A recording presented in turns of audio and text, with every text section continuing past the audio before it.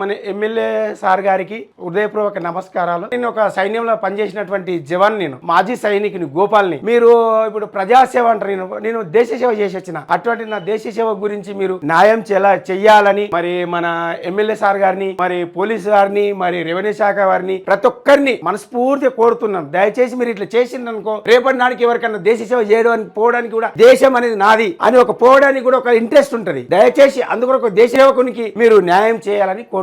సైన్యంలో పనిచేసినటువంటి మాజీ సైనికుని, నాకు అన్ని శాఖల వారు, అన్ని ప్రజా ప్రతినిధులు నాకు న్యాయం చేయాలని నేను కోరుతూ, నేను ఒక్కటే ఒక నాకు ఆశ ఏంటంటే, నేను కష్టపడి సంపాదించిన సంపాదన అది. నేను అట్లా నేను రియల్ ఎస్టేట్ చేయలేదు, ఒకరికి ప్రజాసేవ చేయలేదు, ఒకరికి అన్యాయం చేయలేదు. అది నేను దేశ సేవ చేసి వచ్చిన. ఆ దేశ సేవ చేసిన వాళ్ళకే తెలుస్తుంది, అది ప్రజాసేవ చేసిన వాళ్ళకి తెలియదు. అది ప్రజాసేవ అనేది దేశ సేవ అని జమీన్ ఆస్మాన్ ఫరక్ ఉంటుంది. ప్రజాసేవ అనేది ఏంటంటే జమీన్, అది దేశ సేవ అనేది ఆస్మాన్, అది జమీన్ ఆస్మాన్ అంతా ఫరాక్ ఉంటుంది. అటువంటిది మీరు ఆ దృష్టిలో మీరు పెట్టుకొని, మాకు మీరు ప్రజాసేవ ఏంది, దేశ సేవ ఏంది, ప్రజాప్రతినిధులు, అన్ని శాఖల వారు, మరి నాది 27, 29 ఇది అని అన్ని దీంట్లో ముడిపడి నన్ను సతాయించి, నన్ను ఇబ్బంది పెట్టి, ఇబ్బందికరం చేయకుండా నాకు న్యాయం చేస్తారని ఆశిస్తూ, నాకు న్యాయం చేయాలని అన్ని శాఖల వారిని కోరుతున్నాను. ధన్యవాదాలు.